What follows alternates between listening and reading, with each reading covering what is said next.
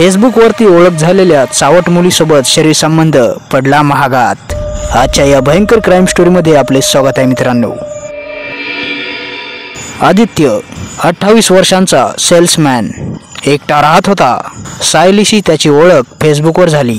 तिचं बोलणं मोकळं वाटायचं, पण थोडं चावट आणि आकर्षक। 2 आठवड्यांच्या मेसेजिंग नंतर ती म्हणाली, तू मला लॉजवर भेटशील का? पण एकटा ये, कोणालाही सांगू नको।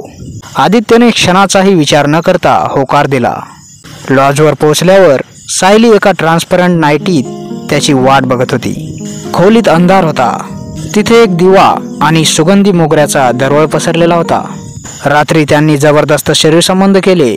ती खूप ॲक्टिव्ह होती, पण काहीतरी विचित्र, जणू ती सगळं नियोजनबद्ध करत होती। सकाळी आदित्य उठला तर ती गायब होती। तिचा मोबाईल बंद। रूमच्या टेबलावर एक चिठ्ठी होती। आता तू ज्या भयानक गुन्ह्याचा भाग बनलास त्यातून सुटणं अशक्य आहे। त्या रात्री मी ज्या व्यक्तीचा खून केला त्याचा पुरावा तुला चिकटवला आहे। पोलीस तुला शोधत आहेत। सायली कुठं गायब झाली काहीच पता नाही, पण सायलीने आदित्यला फसवून त्याला पोलिसांच्या जाळ्यात अडकवले। आदित्य अजूनही पळत आहे। पोलीस त्याचा शोध घेत आहेत, पण सायलीचा काहीच ठाव ठिकाणा नाही। ती कोण होती आणि तिला त्याच्या आयुष्यात येण्याचं खरं कारण काय होतं?